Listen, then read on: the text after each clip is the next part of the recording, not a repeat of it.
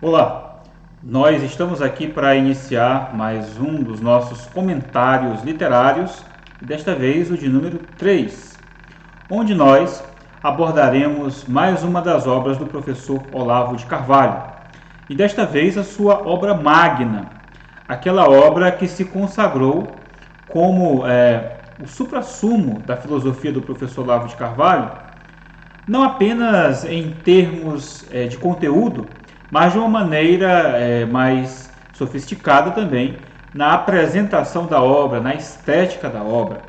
Apesar de que esta não é a obra em que o professor Olavo de Carvalho apresenta as suas principais proposições, aquela filosofia propositiva dele, como por exemplo a teoria dos 4 discursos. Mas nesta obra, que é uma obra combativa, que se junta a outras 2 obras, esta obra trata da patologia cultural brasileira. Como o brasileiro, de uma maneira geral, tende a se auto-sabotar e a se imbecilizar diante das propostas que aí estão, que são muito tentadoras, sibilantes, mas que trazem um veneno que finda levando o homem à idiotice. E a obra que eu vou tratar hoje é a obra intitulada O Jardim das Aflições. Esta obra maravilhosa do professor Olavo de Carvalho, do ano de 1995, e que foi republicada em 2015 pela Vide Editorial, né, e certamente uma terceira edição com o pós-fácil de uma conversa, um diálogo, né, entre o professor Olavo de Carvalho e um dos editores da Vide Editorial, o Silvio Grimaldo, que tem feito um trabalho maravilhoso, né? Inclusive, nestes vídeos, é lógico, né, você pode deixar o seu like, você pode dar a sua curtida, você pode se inscrever no nosso canal, será muito bem-vindo, será uma grande alegria. Mas o foco aqui não é nem tanto pedir isto, né? Mas sim, caso você queira, o meu exemplar já está bem surradinho, ó. E na verdade a própria Vide criou, fez, né, uma nova edição com a capa dura, capa preta do Jardim das Aflições. E aí está uma boa ideia, se você quiser me presentear. Temos aí então o Jardim das Aflições em capa dura. Eu vou deixar o link aqui embaixo para você poder verificar também como é bonita a obra em capa dura. Mas essa obra aqui, maravilhosa, certamente tem muito a nos ensinar. Uma das primeiras coisas que eu quero falar é o seguinte, é sobre as universidades, os universitários em geral, e esta obra. Primeiramente, dizendo o seguinte, que talvez você seja um detrator ferrenho do professor Olavo de Carvalho, e se você o é, e é um universitário, e tem títulos acadêmicos, e se sente, em um certo sentido, incomodado com os ataques que o professor faz à universidade, eu te convido a ler esta obra. Se você disser assim, não, eu não quero ler este homem não, mas eu lhe diria, fazendo um apelo, leia pelo menos uma obra do professor Olavo de Carvalho, e leia esta obra, O Jardim das Aflições. Se você acha que ele é um charlatão, é um homem vulgar, é um homem inculto, então leia O Jardim das Aflições e comprove você mesmo se de fato não há vitalidade, se de fato não há filosofia, se de fato não há uma apologia da verdadeira cultura nesse escrito do professor Olavo de Carvalho. É um escrito que foi prefaciado por nada mais nada menos do que Bruno Tolentino, né? Um amigo seu que teve acesso aos escritos do professor Olavo de Carvalho, tinha sempre ele em conversas particulares e o estimulou a terminar de escrever esta obra.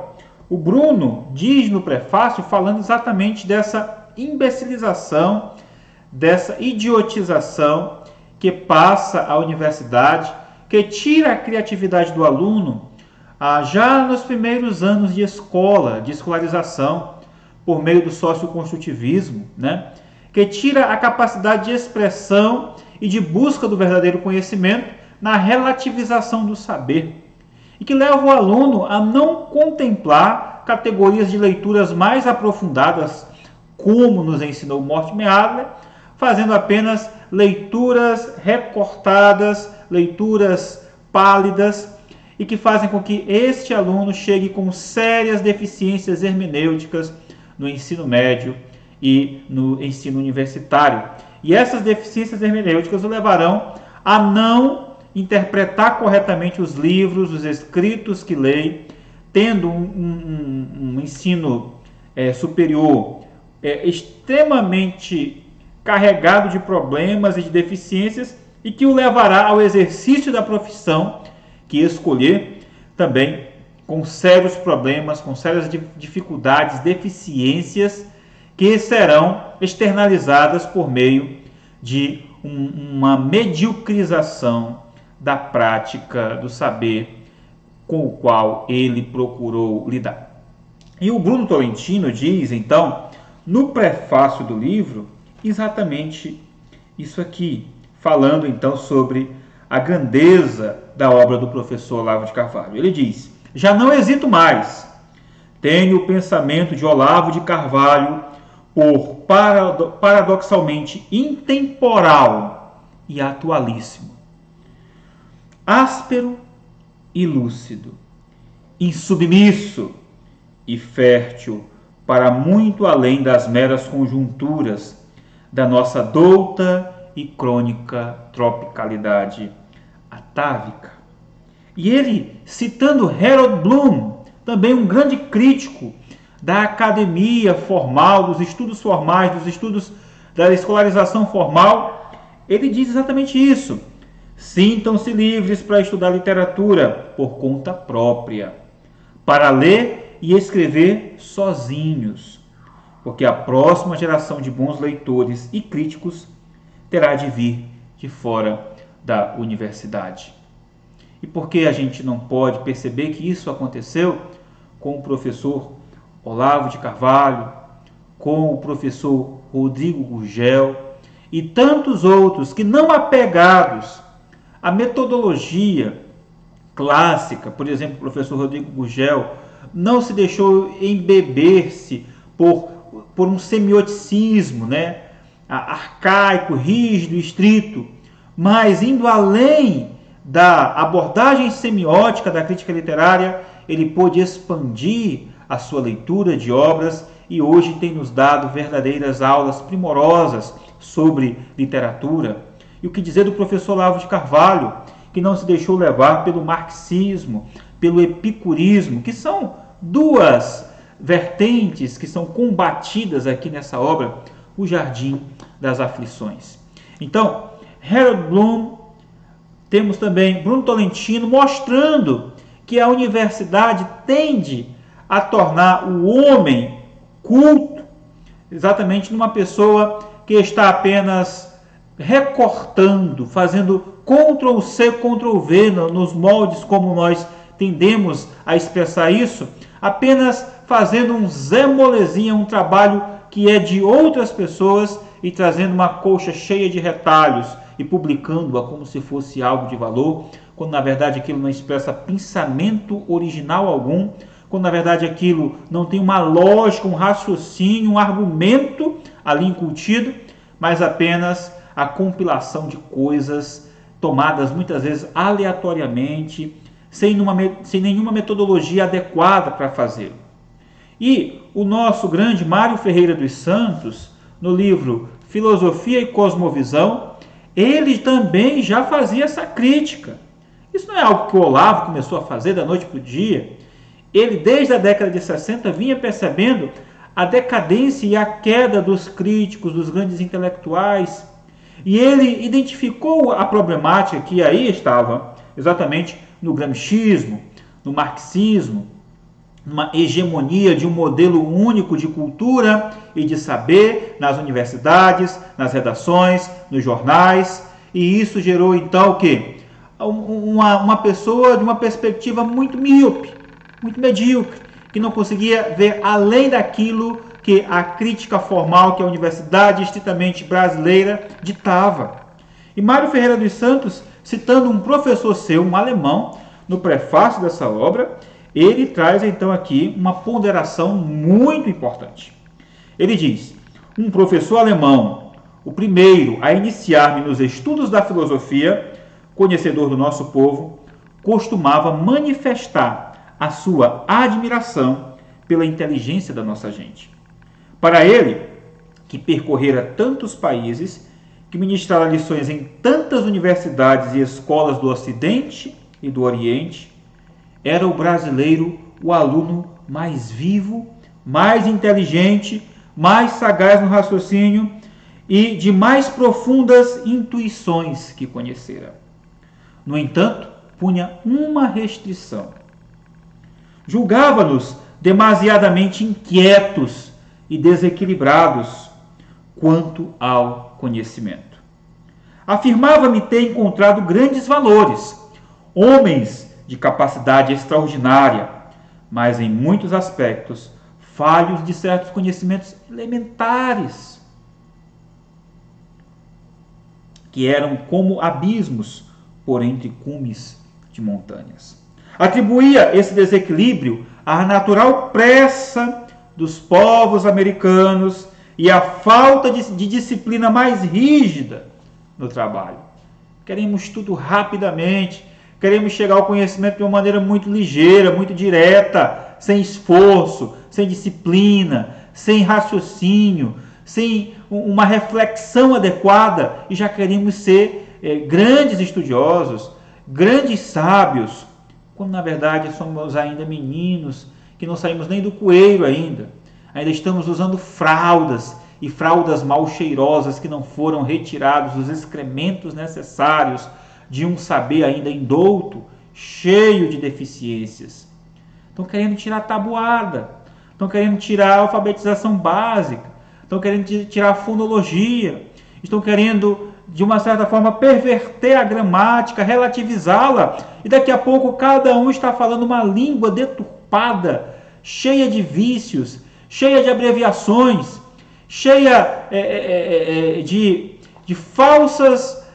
falsa modéstia, no sentido de que as pessoas estão atribuindo para si valores literários elevadíssimos, quando na verdade, ao se observar, elas não têm o domínio nem sequer do vocabulário básico, da gramática básica, erros de análise morfossintática aos milhares. E são essas pessoas que estão querendo dominar o cenário intelectual. É só você ler as manchetes, até mesmo a chamada dos grandes noticiários da Veja, do Globo, e ver quantos erros básicos de português estão ali, naquelas colunas de pessoas que se portam como se fossem os luminares do saber nacional. Tudo por quê? Falta de disciplina e uma pressa em chegar lá. E ao mesmo tempo a inveja daqueles que têm o saber já consolidado. E por essa inveja é que os homens então fazem o quê? Deturpam aqueles que expressam o saber de uma maneira mais direta e de uma maneira mais incisiva. É por isso que elementos e pessoas de saber, como por exemplo o professor Enéas Carneiro, como por exemplo o professor Olavo de Carvalho, como por exemplo o professor Rodrigo Gurgel, são tomados como pessoas que não merecem respeito, como pessoas desprezíveis. E isso tudo, Mário Ferreira dos Santos, onde é que você vê alguma universidade de filosofia adotando livros do Mário Ferreira dos Santos, um grande filósofo que já tivemos em nosso país? Tudo isso pela adoção de uma agenda ideológica na filosofia, nas ciências naturais, na sociologia, na antropologia. E os grandes vultos do saber nacional foram deixados de lado. É o que aconteceu, por exemplo, com Gilberto Freire, que foi colocado de escanteio na USP, por exemplo, e quem foi celebrado como grande intelectual foi Florestan Fernandes. E por aí vai. Mas eu voltando aqui para isso, não coloque o Olavo, não queira colocar o Olavo apenas como uma pessoa que esperneia, que esmurra, que grita aos quatro cantos como uma pessoa que está irada com o saber. Não é isso. É que ele está usando uma metodologia para tentar mostrar quão incoerente e são aqueles que se julgam os luminares do saber nacional e como eles deturpam num relativismo, numa ideologia, num marxismo, num neomarxismo, numa nova narrativa da nova esquerda internacional incutida em seus escritos. Ele vai fazer isso num outro livro, que é o livro Imbecil Coletivo. Mas aqui no Jardim das Aflições, ele vai nos mostrar como isto se insere dentro da grande história, exatamente, da civilização ocidental. Como o Brasil e a sua imbecilização ocorre ao longo e está atrelada a isso. Que links, que conectivos temos para isso? Primeiro, o tema do livro é exatamente isso.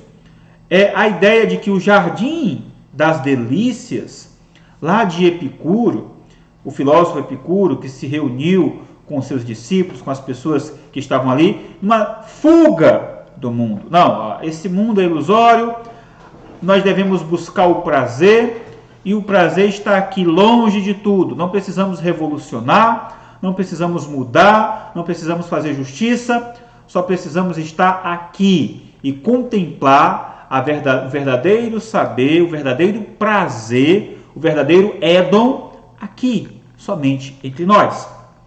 E esse Jardim das Delícias, que buscava o prazer interior, o prazer também expresso nos 5 sentidos, né? No toque, o prazer na visão, o prazer auditivo, o prazer gustativo, o prazer olfativo, né? Todos esses tipos de prazeres certamente precisavam ser expressos, e Epicuro atraiu várias pessoas ao seu redor, justamente por conta desse discurso de um jardim recluso de delícias.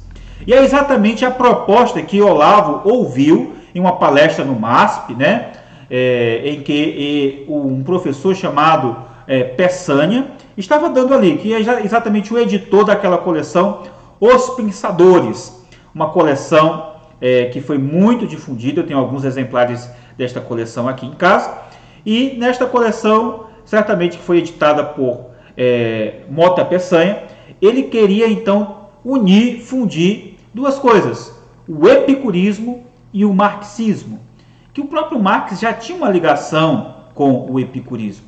Mas o que é que Peçanha faz? Ele é um grande orador, e ele percebeu então nesse discurso da busca pela ética e no desejo de perceber que a busca pelo prazer por si só já era uma grande conquista, uma grande busca filosófica a ser alcançada. E quando Olavo sai daquela palestra, ele sai então horrorizado, porque ele percebeu que as pessoas compraram a ideia do Peçanha, de um jardim das delícias instalados aqui no Brasil, de um discurso homogêneo, de uma busca pelo prazer e de uma tentativa de homogeneizar o nosso discurso nos links de redação e com tantos outras mídias. Pois bem, Olavo chega na sua casa e ele, numa espécie de exorcismo, como ele mesmo diz, ele escreve cerca de 2/5 do livro, que é exatamente a parte em que ele fala do capítulo 1º, depois que ele acrescenta alguns parágrafos no capítulo 1º, mas também o capítulo 2º, onde ele vai discorrer uma série de argumentações sobre o epicurismo, né? Então, o capítulo 1º da obra, ele se preocupa em apresentar o problema. Está aqui José Américo Mota Peçanha dizendo que nós devemos recorrer a Epicuro como suprassumo de uma filosofia, colocando em lugares de pouco destaque homens como Platão e Aristóteles. O Brasil não tem ainda a tradução completa das obras de Aristóteles, mas já tem a tradução, por exemplo, das obras de Antônio Gramsci. O Brasil não tinha estudos em Platão tão dimensionados quanto estudos em outros teóricos marxistas. E isso então gerou em Olavo uma preocupação, e ele escreve. Só que o que ocorre?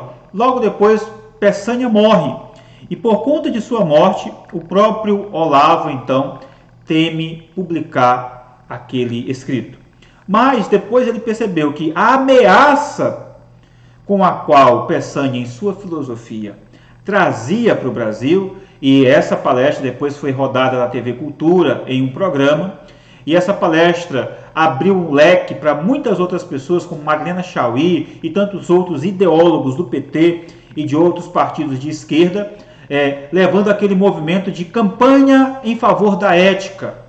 E aí foi o movimento, né, dos caras pintadas que derrubaram o Fernando Collor de Mello, e essa ética, que era exatamente uma das estratégias do Antônio Gramsci, né, de uma luta pela ética, era exatamente no sentido de acabar, de mostrar e de fazer intrigas com picuinhas da vida pessoal e particular daqueles que eram seus inimigos.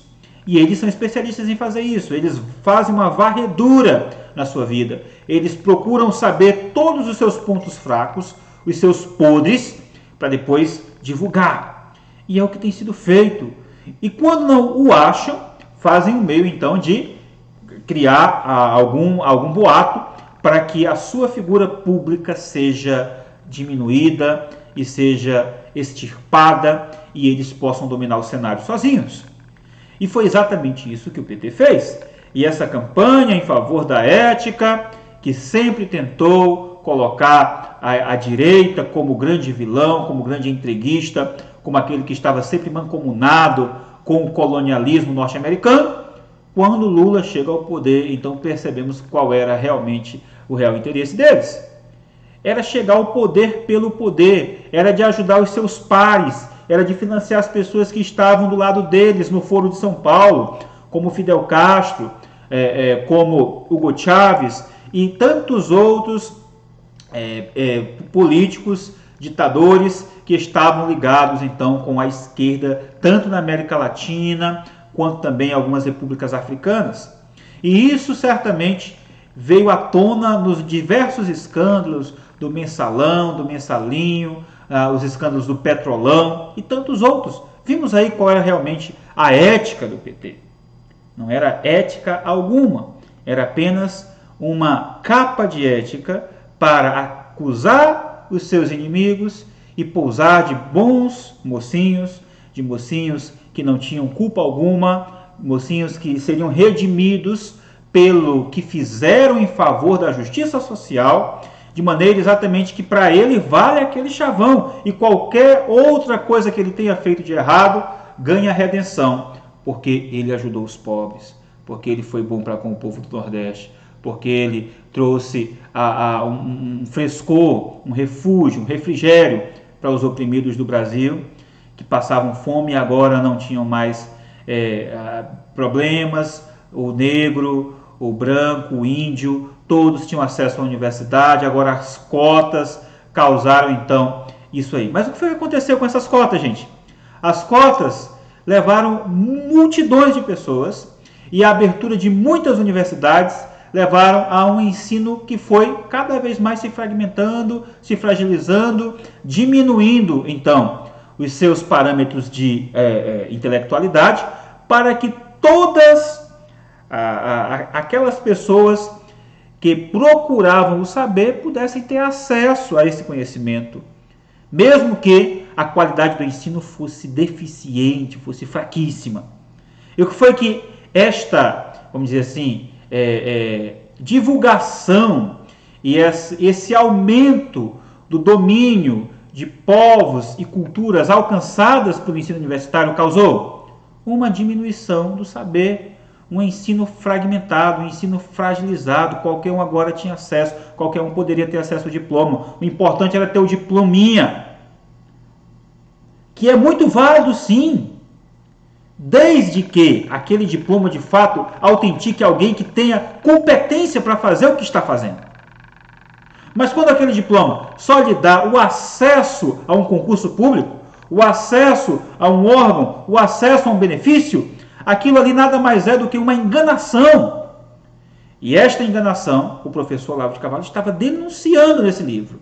De maneira que o Jardim das Delícias, que foi proposto por José Américo Mota Peçanha, se transformou no Jardim das Aflições.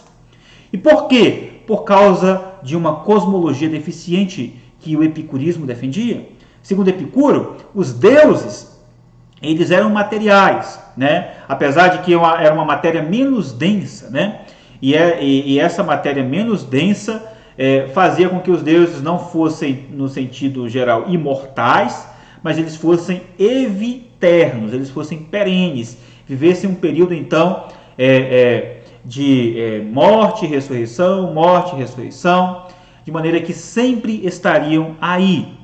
E essa cosmologia deficiente sempre lidando com o problema do caos e do mal. Mas esta cosmologia em que deuses são materiais, em que os menos densos são mais importantes do que os mais densos, quando deveria ser o contrário, entra em choque com a ética de Epicuro. Porque na ética de Epicuro, o princípio do tetrafármaco é exposto. Que princípio é esse? Primeiro, não se deve temer a morte, porque ela vai chegar. Segundo, é fácil alcançar o bem, é só a gente buscar. Terceiro, não se deve temer os deuses, eles são eviternos, eles não são tão densos assim, eles não vão atrapalhar tanto as nossas vidas. Mas veja, no sistema dele, né, do clinamen, né, onde os deuses ali estavam em total harmonia com a população, como é que poderia haver essa ligação direta dos deuses se eles não interferissem, né? Então, em um certo sentido, Epicuro lida com esse problema, que vai também ser presenciado por meio daqueles que viram depois no iluminismo, que é o deísmo. É um Deus que está ali, mas que não faz mal a ninguém, em um certo sentido, uma linguagem mais vulgar, nem fede nem cheira.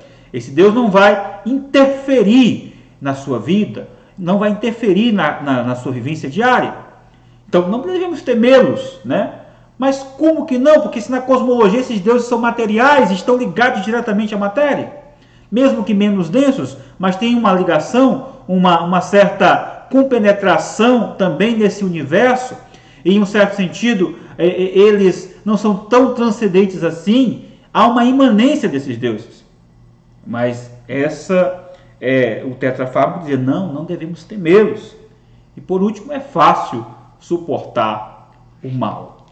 Esse aí, então, é um dos capítulos da parte sobre o epicurismo, que é um capítulo até grande, extenso, né, falando do jardim.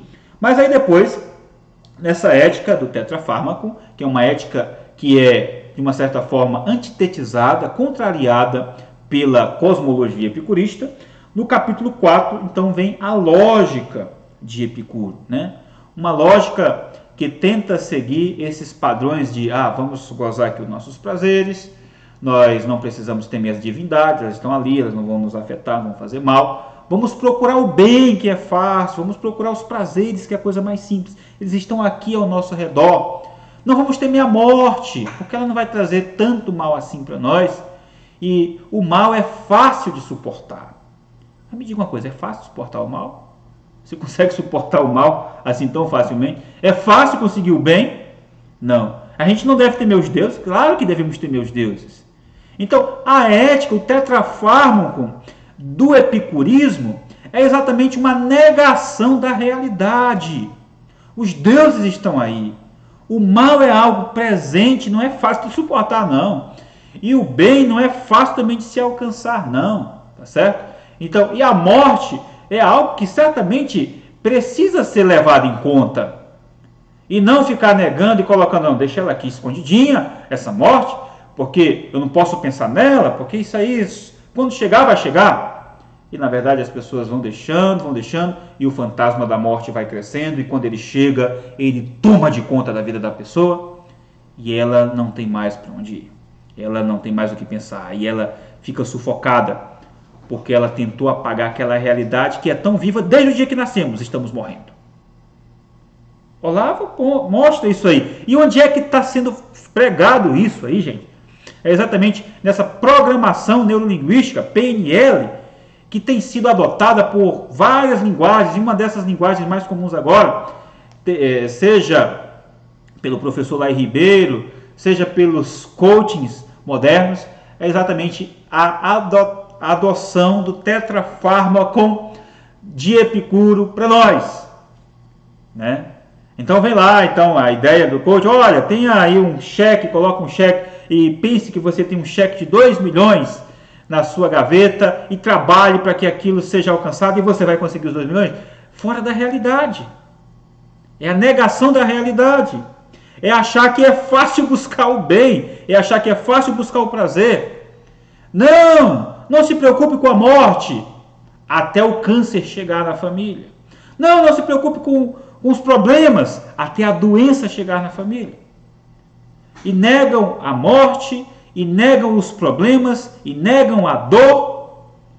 E aí chega a criar isso aqui que o professor Olavo diz na página 129 do livro. Não deixa de ser irônico que o epicurismo tenha entrado no vocabulário popular como sinônimo de gozo sibarítico. Ele não é nada disto. É um diletantismo trágico que se compraz na derrota do homem. Engana as pessoas. Está cheio de coach dizendo que as pessoas vão ficar ricas e as pessoas cada vez mais pobres. Premido entre a força cega do desejo e a força cega da fatalidade exterior que o frustra eternamente. Pessoas sempre buscando prazer, sempre buscando enricar, sempre buscando prazeres sexuais e nunca satisfeitos com os resultados que alcançam. Ele continua. O que essa concepção nos descreve é um mundo caótico, absurdo, onde átomos e homens buscam em vão escapar da dor, perseguindo a miragem de um prazer impossível que só redobra os sofrimentos.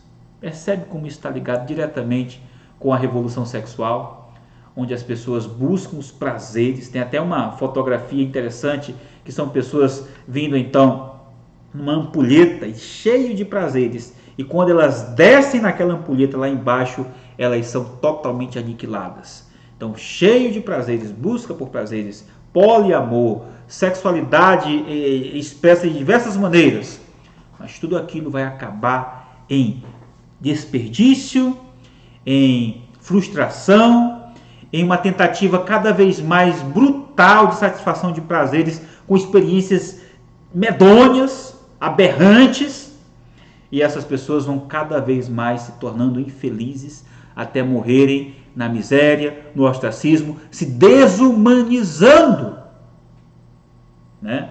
Pessoas querendo virar árvores, querendo virar animais, pessoas querendo deixar de se identificar como seres humanos, se identificar com o seu estereótipo, com o seu genótipo, com a sua sexualidade.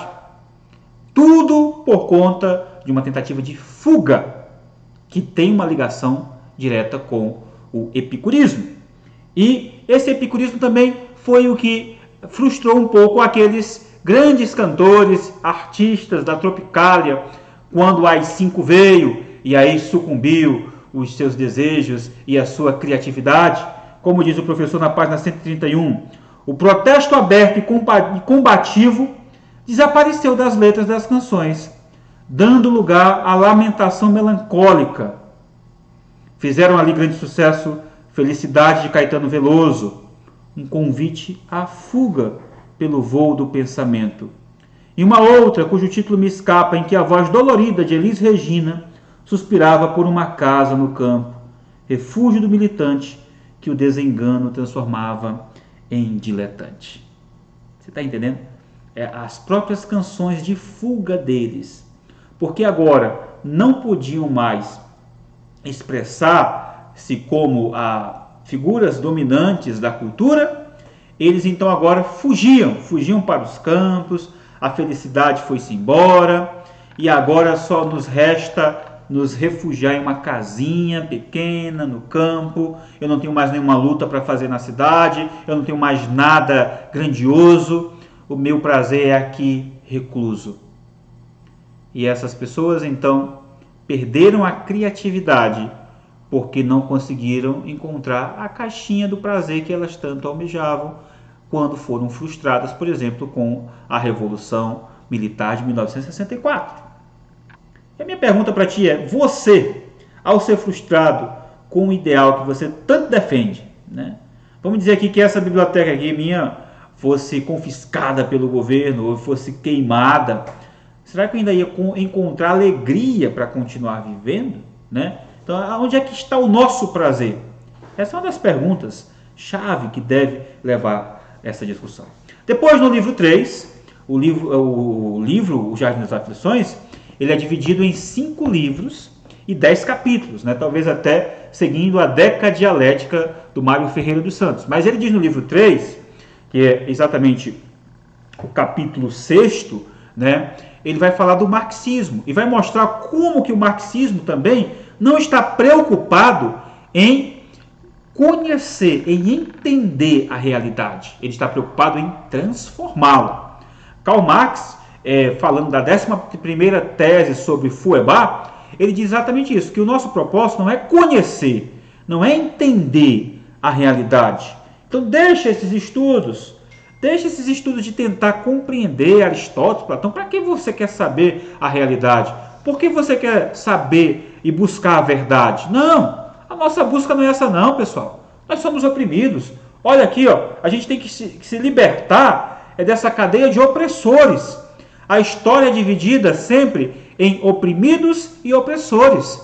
E a nossa luta agora é criar a revolução, onde nós vamos matar os opressores e sermos então uma sociedade justa, igualitária. Então os ideais do marxismo se uniram com os ideais de igualitarismo, né, de liberdade, de fraternidade da Revolução Francesa, e foram então exatamente aí um prato quente, né, realmente um prato bem servido para que as pessoas pudessem então ser engodadas e convidadas a aceitar aquilo como uma filosofia verdadeira. É isso mesmo.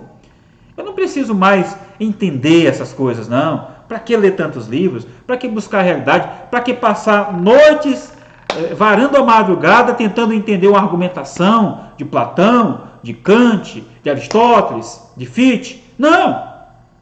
Eu só preciso agora transformar essa realidade, então vou juntar-me com o meu grupo, a gente vai fazer greve, a gente vai fazer piquete, a gente vai fazer manifestação e as coisas vão mudar. Olavo mostra exatamente isso, que o marxismo tinha o interesse de uma justiça social, mas era fictícia.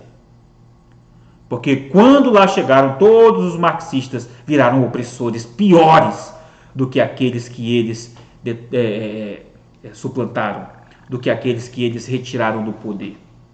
É só estudar a história de Lenin, é só você ver a história de Stalin e você vai ver exatamente isso aí, né? Dos irmãos Castro em Cuba, de você perceber o que está acontecendo na Venezuela, do que está ocorrendo agora na Argentina e que pode ocorrer no nosso país a qualquer momento. Tudo isso por conta dessa utopia de que a justiça social precisa ser efetuada. E quando, na verdade, aqueles que eram justiceiros da sociedade eram os maiores ladrões da história do país. Pois bem, mas o epicurismo com o desejo de estabelecer o bem-estar psicológico, né? Não, vamos ficar aqui nesse grupo de pessoas reunidos, a nossa alma vai estar feliz e nós vamos estar fugindo dos problemas do mundo. E na verdade os problemas estão aqui dentro também. É fictícia a ilusão de bem-estar psicológico do epicurismo e é fictícia a justiça social do marxismo. Mas continuemos. O livro 4 vai tratar dos braços da cruz. Ele contém os capítulos 7 e 8 da obra. Então, Olavo vai tratar de um tema chamado materialismo espiritual, que é exatamente a fuga de um espiritualismo real, né, onde há uma divindade e essa divindade exerce poder sobre a criação e a criação está submissa a essa divindade. Isso é a espiritualidade, que, segundo Olavo, pegando então ainda aí a deixa do estudo das religiões comparadas, está presente em todas as religiões. né? O diferencial do cristianismo é a pessoa de Jesus Cristo, quando ele vem e se oferece por amor, e Deus vindo em amor em busca dos homens. Mas uma vertente do saber, chamada perennialismo, dizia exatamente que todas as religiões podem metafisicamente buscar essa realidade metafísica, e encontrá-la, independente se é no budismo, independente se essa busca vai ocorrer no islamismo, no cristianismo, no judaísmo. Pois bem, perennialismo à parte, esse discurso, na verdade, percebeu-se depois que era meramente uma retórica para promover o islamismo. E o Olavo fugiu da retórica perennialista, apesar de ser acusado de ser um perennialista ainda hoje, mas Olavo não é perennialista, ele é católico, o professor Olavo de Carvalho, e ele apenas procura estudar a história pelo viés da religião comparada, né, mostrando também que esse materialismo espiritual foi ocorrendo gradativamente ao longo das eras, de maneira que os deuses foram transmutados dos céus e foram trazidos para a terra. Esse materialismo espiritual vai culminar no historicismo e vai culminar no materialismo dialético, né? Quando, na verdade, os deuses são aqueles que vão efetuar a revolução. Os deuses são aqueles que vão estimular a história para um fim útil e proveitoso, que é o fim de que eles mesmos se beneficiarão com tudo aquilo. E ele mostra isso ao longo da história das religiões de uma maneira fantástica. O professor Olavo faz isso na parte 4 do livro Os Braços da Cruz. Mas a parte última e parte principal do livro é o capítulo, a parte chamada capítulo 5, parte 5, César Redivivus, né? A ressurreição de César, o materialismo do Estado e a tentativa do imperialismo presente ao longo de toda a história da humanidade. Se há uma busca que o ser humano tem, é a busca por poder. É a busca por poder absoluto, por hegemonia. E essa tentativa de dominar, de ser um imperador com domínio cada vez mais vasto, alcançando reinos, impérios e países e pessoas desconhecidos, os mais distantes possíveis, é uma busca que o homem teve ao longo da história, desde a queda de Roma até os dias de hoje. E na década de 90, Olavo coloca então esse imperialismo exatamente na figura dos Estados Unidos da América. E o fio da meada é a transição de um Estado religioso para um Estado laico. Ele mostra que a Igreja Católica, ao longo do processo, quando o Estado se tornou, o catolicismo se tornou religião oficial do Império, então houve uma dificuldade para lidar então com o poder na figura da Igreja. Então, para que a Igreja pudesse ter essa relação com o poder, então a Igreja teve a ligação com os grandes imperadores. E isso ocorre exatamente com Carlos Magno. Mas depois, à medida em que o poder foi se fragmentando, né, e os homens cada vez mais criando estados, mais ou menos na época do Renascimento, aquilo fragmentou o poder. E essa busca da liberdade de cada nação, de cada país, ter a sua própria religião, ter a sua própria expressão cultural, culminou na fragmentação dessa alta cultura.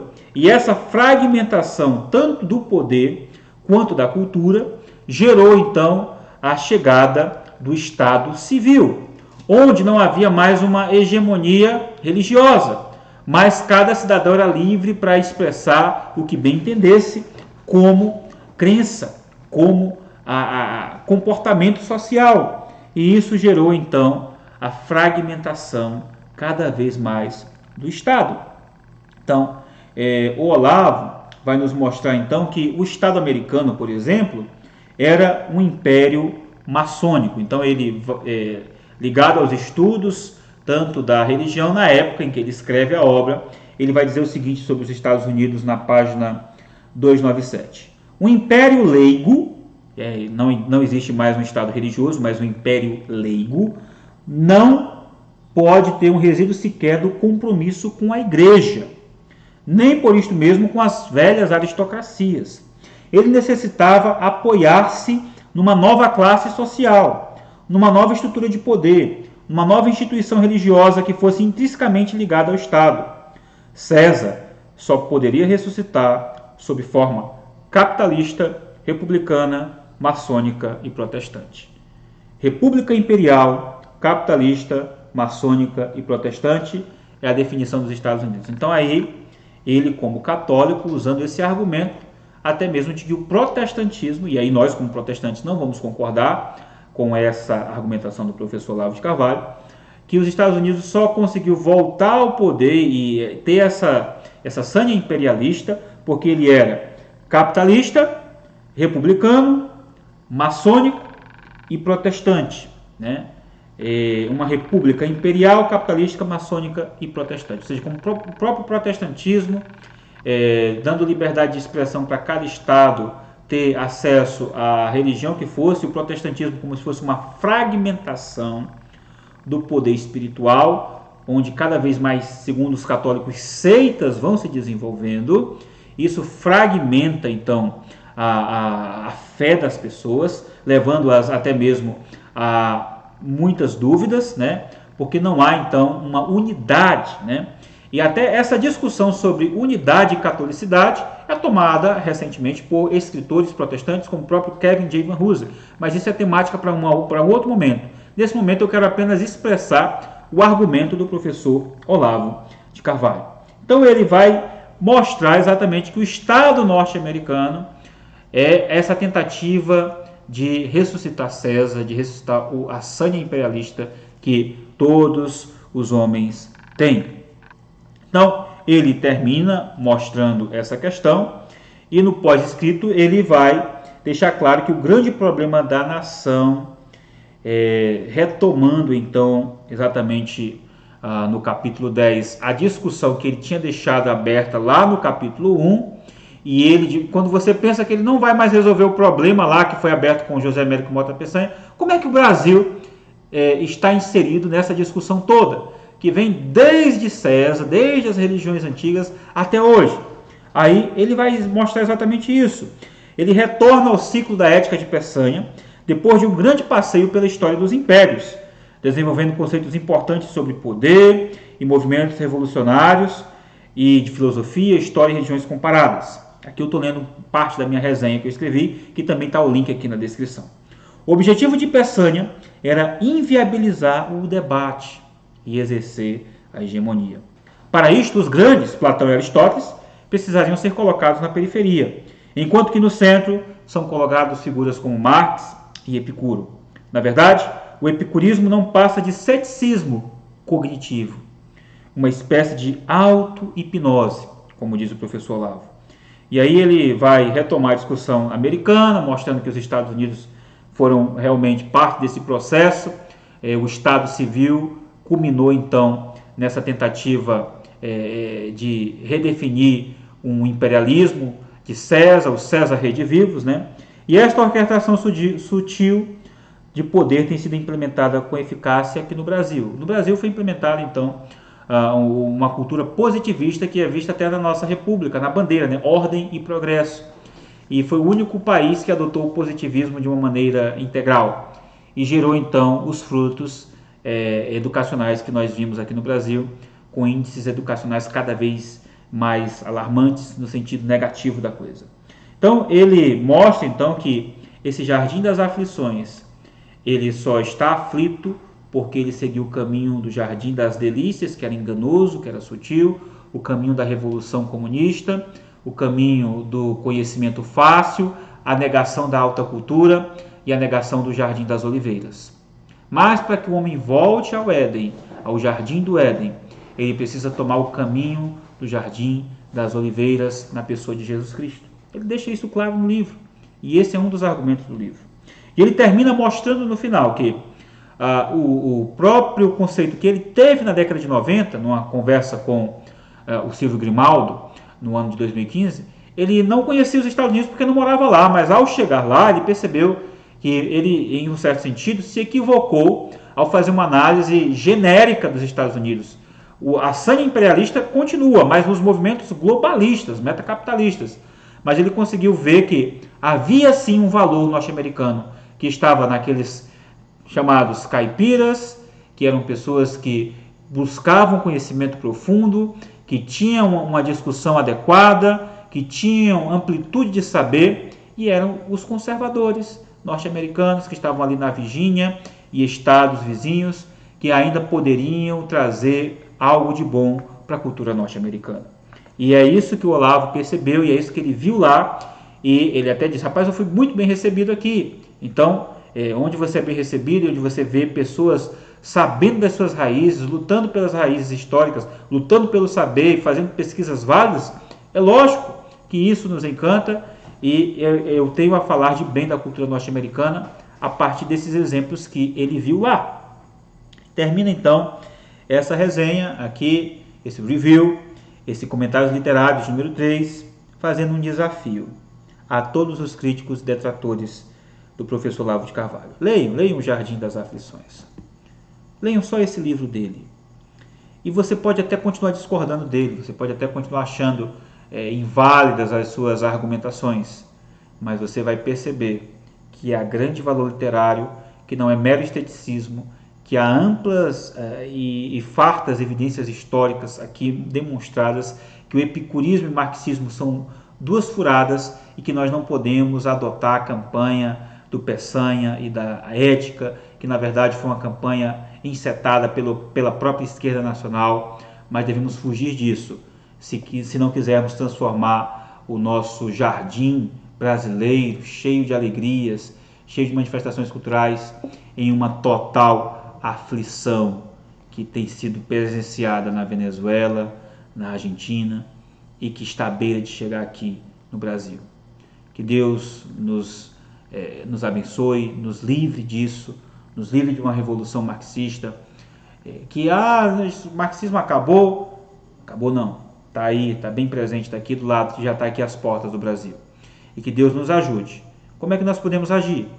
Orando, sendo bons cristãos, fazendo nossa parte, mas também procurando sermos firmes na análise da cultura que temos aí e na vivência das nossas profissões, no exercício profissional, na postura intelectual que temos diante dos problemas sociais que aí estão, principalmente no que tange à esquerda e à direita. E aí é preciso tomar uma postura.